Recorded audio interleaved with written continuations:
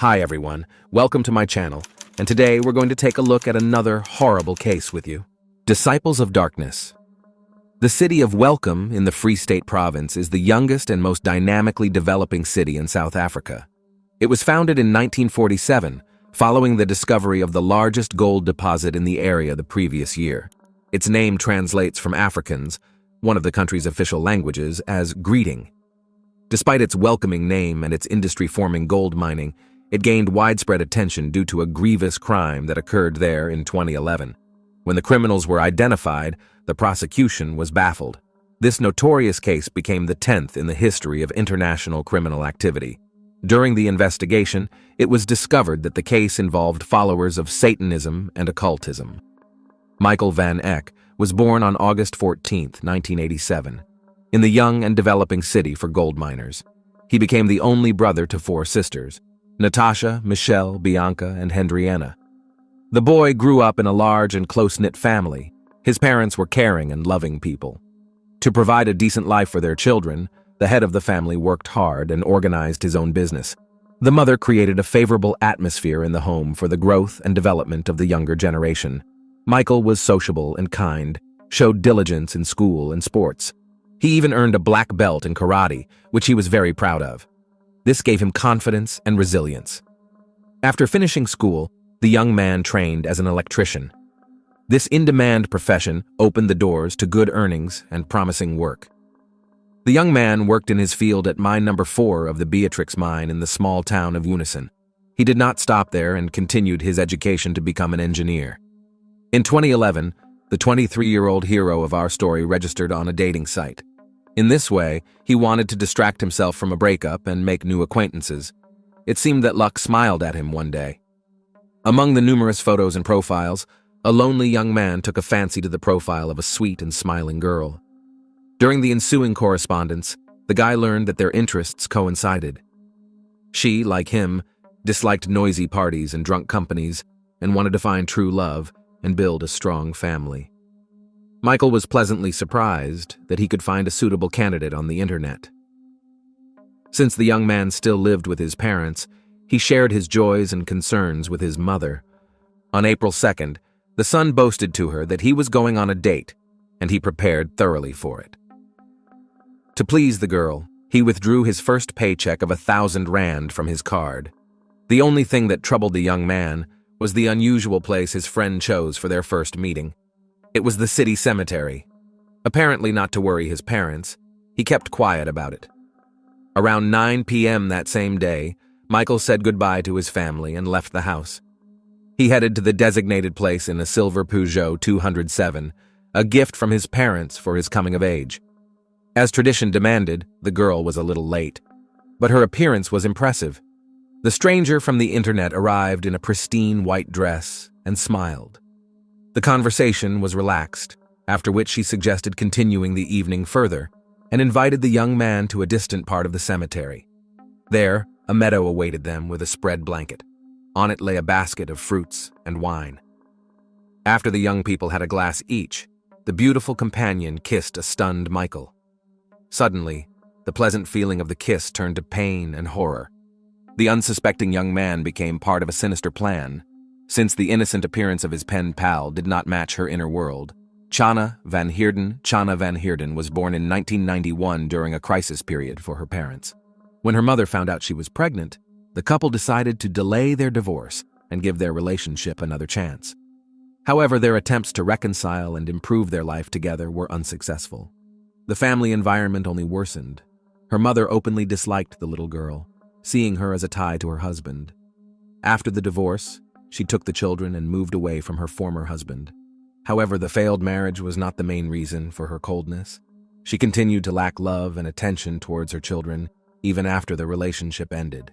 All 3 children felt lonely and misunderstood, but Chana suffered the most. She grew up withdrawn and sullen. From an early age, she exhibited psychological issues.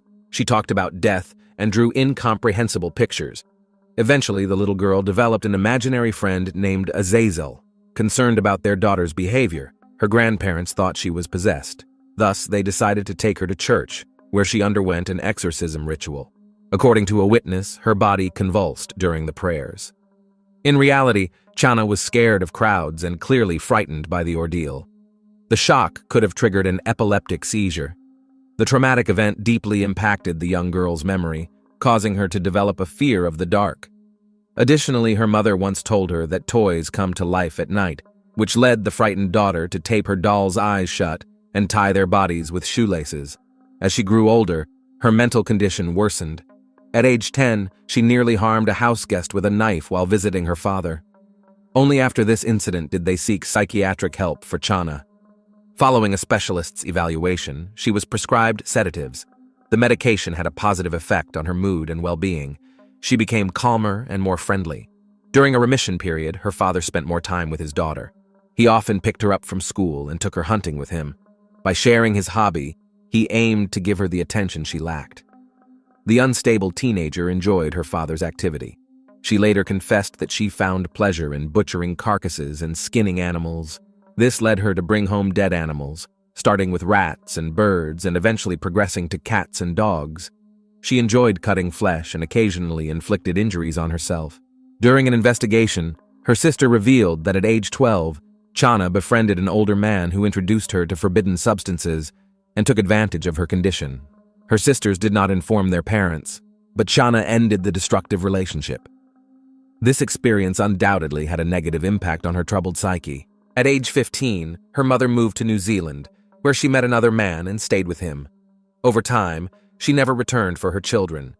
They remained with their father and stepmother, who tried their best to provide for the children, though they did not fully understand the severity of the youngest daughter's issues. Her behavior was largely attributed to adolescence. The situation worsened a year later, when Chana became involved with a 22-year-old young man interested in Satanism, occultism, and voodoo cults. The boyfriend became a real mentor to the impressionable young woman, but he was cruel in character, often suppressing and demeaning her. Nonetheless, a supportive family environment and psychotherapy yielded positive results. By her 17th birthday, Chana's life began to improve. She broke off dangerous connections, graduated from high school, and enrolled in college where she studied art and graphic design.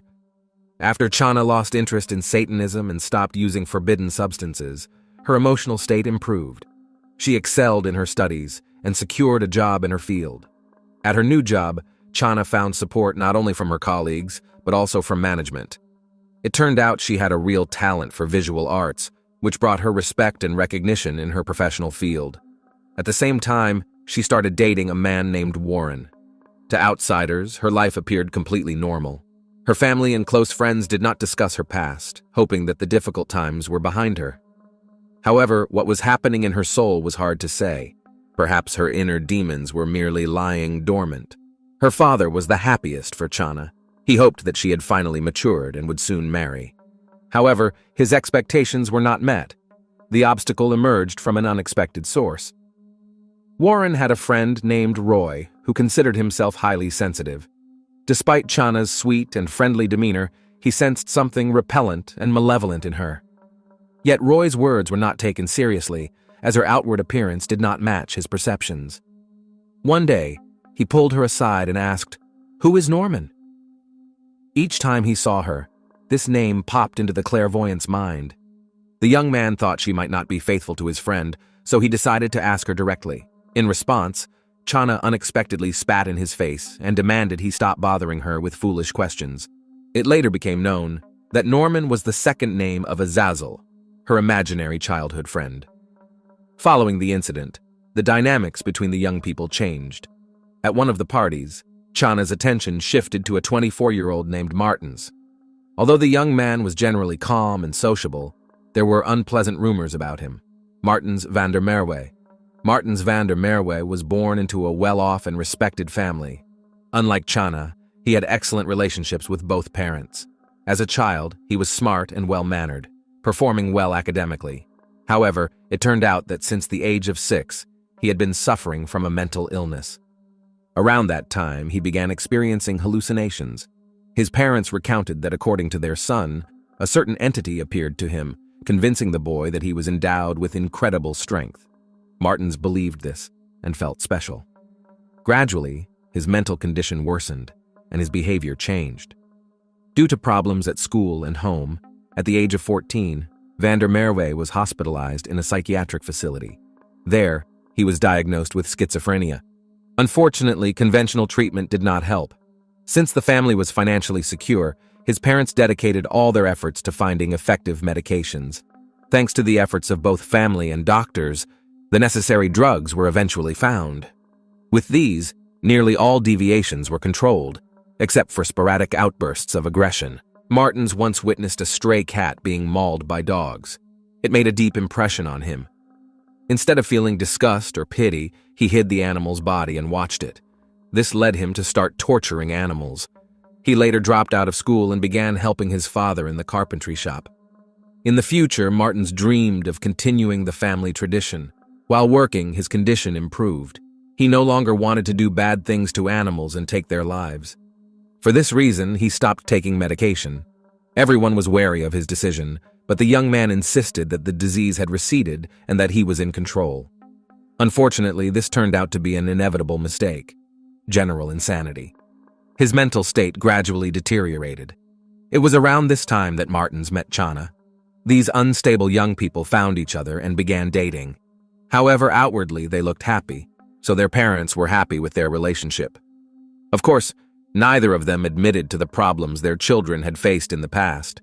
In the end, their union led to horrifying consequences. At first, the couple was open to the outside world, socializing and attending parties. Acquaintances recalled that they sometimes noticed cuts on the hands of young people. They joked that they were engaged in intimate experiments. After that, they began to distance themselves from people. They became interested in Satanism, voodoo cults, and occult practices. They also became interested in infamous serial criminals. In February 2011, Martens posted a picture with Chana on one of his social media pages. The pair were hugging, and the caption under the photo read, "Killers," with an ambiguous emoji. At the time, no one took their post seriously. Eventually, the young man asked his girlfriend's father for a marriage license. Mr. Van Heerden was incredibly happy. No one could have imagined what terrible dreams the couple nurtured. Instead of dreaming of traveling and children, they wanted to end their lives. Gradually, their sick fantasies turned into a bloodthirsty plan. The crazy couple decided to torture the homeless to death, and they practiced on animals. However, their plan was never realized, as the criminals could not find a suitable victim. Their monstrous plan was waiting for the right moment. The encounter. It all began when Chana posted her profile on a dating site. Before long, a young man named Michael Van Eck responded. The attractive young man caught the interest of the nefarious couple, and Chana targeted him for their plans. From the very first messages, the young people started flirting. After a few days of communication, the girl suggested they meet. Michael had been looking forward to this, but he hadn't expected it to come so soon or directly from her. Unfortunately, the somewhat unusual location for their first date didn't raise any alarms for him. Apparently, he was so eager to meet the charming conversationalist from the internet in person that he agreed to the dubious proposal. Chana and Martens meticulously prepared to bring their wild dream to life. They thought through everything thoroughly: the attire, the means to end a life, and even the setting. Chana approached the date fully prepared. The trap. The long-awaited meeting went exactly as planned for both parties. The victim fell for the bait. An angelic appearance of the girl and a kiss lulled his alertness. This gesture was the agreed-upon signal for Martens. All this time, the man had been hiding behind the tombstones. He approached Michael from behind and struck him with a knife. Unexpectedly for everyone, the young man resisted. The attackers hadn't anticipated this. Noticing that their new acquaintance was putting up a desperate fight, Chana intervened. Altogether, they inflicted about 30 knife wounds on the unfortunate young man. Ultimately, completely weakened, Michael begged them to end his suffering. Pleased with their conquest, Martens slit his throat. After that, the unthinkable began. The perpetrators dragged the body onto the blanket and proceeded with their plan. The couple severed the young man's right and left legs at the knee and decapitated him. The severed parts were placed in bags. They then decided to hide the body at the site. However, they miscalculated one thing: they had no shovels. Thus, they had to dig the earth with their hands and knives. As a result, they could not make the grave deep enough. After burying the body halfway, the perpetrators left with their trophies. Along the way, they used the victim's vehicle. Martins initially took the wheel, but later handed control over to his companion. The surge of adrenaline prevented him from keeping his eyes on the road. Upon arriving home, they stored the bags with body parts in the refrigerator as if they were groceries. After Van der Merwe had somewhat recovered, he started Michael's car and drove it to a troubled neighborhood. The criminals hoped the car would be stolen, so he left it unlocked with the keys in the ignition. The victim. The next day, a cemetery worker noticed a fresh burial that wasn't there the day before. His dreadful suspicions were confirmed when he stumbled upon bloody traces and torn clothing in the bushes. He then called over his supervisor to examine the grave. What the unintended witnesses found would long remain etched in their memory. Beneath the soil lay a dismembered male body. The authorities were immediately notified of the grim discovery. At the same time, Michael's parents were beside themselves with worry. Since the previous evening, he hadn't responded to calls, even if it was presumed that he had stayed overnight at his internet girlfriend's place. He should have made contact by now. Instead, Michael's workplace called his parents. The concerned management wanted to understand why he was absent from a crucial site. At the same time, the police received a report about a Peugeot 207 found abandoned in a parking lot. Passers-by were alarmed by the bloodstains on the trunk. After running the vehicle through their database, the owner was identified. Detectives also tracked that before its discovery, the car had been at the cemetery for a long time. The local precinct was already aware of an unidentified body found on its grounds. All signs were suspicious. Armed with this information, law enforcement officials went to the residence of Michael Van Eck. Upon arrival, the officers confirmed their suspicions. His parents had been searching for the young man since the previous day. They asked Michael's mother to come to the cemetery, where forensic specialists and search dogs were already at work, desperately trying to locate missing body parts. At the scene, the woman recognized belongings found, and she also identified her son's body by distinctive burn marks he had sustained in childhood. During the autopsy, the medical examination confirmed that the young man had suffered numerous knife wounds. Signs of his struggle were evident. It was also determined that the body had been dismembered post-mortem. At least the perpetrators had the mercy not to do this while he was still alive. Meanwhile, experts noted that the dismemberment was performed with professional precision, indicating that the perpetrators had significant experience in this area. There was no doubt that multiple attackers were involved. The number of wounds, their nature, and the strength required to subdue the victim clearly demonstrated this. Ultimately, DNA testing confirmed the identity of 23-year-old Michael Van Eck. Time to gather stones. During the investigation, police confiscated the victim's cell phone and computer. It was established that the last person the young man had communicated with was Chana van Heerden. According to their messages, she was the one who invited him to the ominous date at the cemetery. Subsequently, detectives contacted the potential suspect and invited her to give a statement. The young woman did not refuse and arrived with her boyfriend, Martins van der Merwe. The couple was interviewed separately. During the questioning, they confessed to being involved in the group ending of a life. Upon learning of the incident, the girl's father rushed to the station. He couldn't believe what he was hearing and asked his daughter if she really was involved in the accusations against her. Chana calmly confirmed and added that she would willingly do it again. She claimed she had dreamt of this ever since she started hunting with him. The cruel confession of the seemingly sweet girl shocked not only her father but everyone present. Her boyfriend Martins also behaved defiantly. As the case gained public attention, he did not hide his pleasure from the public scrutiny and posed for the cameras. It was clear that none of the accused felt remorse for their actions. It turned out that after the crime, if caught, the mad couple planned to end their lives. But the young man changed his mind, and his partner followed suit. They wanted to live, the lair of monsters. During the search of the young couple's apartment, police felt uneasy, to say the least. The environment was horrifying. The walls were adorned with portraits of Chana, depicting her in various guises. In some, she was depicted without eyes, in others without a mouth or ears. All images of the girl were distorted. Additionally, the rooms contained ritual items, animal scalps, knives, and various objects of unclear purpose. Also found were belongings of the deceased young man, glasses, and a wallet. As Martins later confessed, they took Michael's money to buy necessary items for their next crime. However, the most horrifying discovery awaited in the refrigerator. From it, police retrieved Michael's head with the mouth sewn shut. It was assumed that the couple planned to use the young man's head as a ritual bowl later on. Eyes and ears of the victim were stored in separate containers. The victim's hand and leg were found buried near the murderer's home, alongside the bodies of various animals. The girl's diary contained horrific thoughts and their impending realization. From everything discovered during the inspection, it was clear that the couple planned not just one more crime. The process of ending lives and subsequent mutilation of bodies provided them with unimaginable pleasure. Martins and Chana underwent multiple evaluations for mental competence.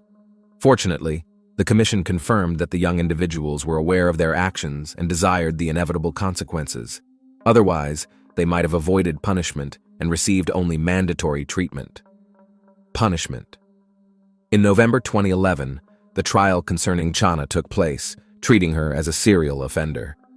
Despite this being a singular incident, she did not hide her desire to repeat her actions. She told the court that she understands she should feel shame or remorse, but for some reason, she does not. She can only grasp the gravity of her actions through societal standards and the reactions of others. Psychiatrists declared that the defendant suffers from psychopathic and antisocial disorders, apparently more dangerous than her boyfriend, but adept at concealing it. Throughout the sentencing, she remained impassive. Chana Van Heerden was found guilty and sentenced to 35 years in prison without the possibility of parole, 20 years for ending a life and an additional 15 for robbery and dismemberment. As for Martins van der Merwe, unlike his partner, he defended himself in court. He claimed not to remember the events that occurred until he found himself in jail and behaved arrogantly and aggressively. The defendant admitted to studying Satanism and occultism, trying to understand life and death. He said his relationship with Chana pushed them both towards committing the crime. During the trial, he apologized to the victim's parents, although his words sounded insincere. He implied that the victim was simply at the wrong place at the wrong time, although in reality, the mad couple had lured the unfortunate man into a premeditated trap. Michael's mother could not contain her distress and struck the accused during one of the sessions. Ultimately, Martins van der Merwe was also found guilty of the charges against him and sentenced to 35 years in prison, but with a chance for parole after serving half of his sentence. Life after. Until 2014, the lovers kept in touch behind bars. In his letters, Martins called Chana a dark goddess, writing, "Lady Blackmore, when you part your lips, words of a dead butterfly spill out. They fall upon my mystical heart and paint it with sweet poison, spreading beautiful darkness through my empty veins." Over time, Chana ended the relationship with her former lover, feeling that they had grown cold and distant from each other. It is known that in prison the woman behaves exemplarily, teaching her fellow inmates art and theology. Collectors fascinated by the lives of humanity's worst, maniacs, offenders, cannibals, have paid large sums for a photograph of the woman with her autograph, as well as a print of her hand. Remarkably, Martins also developed his own fan club. For a long time, police monitored his followers to prevent them from emulating his actions. The convicted man continued treatment and completed his education through correspondence courses. Thus, a good-natured young man became the victim of a terrible scheme by two mentally unstable individuals. Driven by their own desires, lacking restraining mechanisms and societal norms, the perpetrators decided they had the right to take another person's life. Yet what is also monstrous in this story is how many troubled individuals there are among us. Sometimes behind an innocent facade lies sheer hell. New acquaintances do not always positively affect our lives. Sometimes they can mark a point of no return.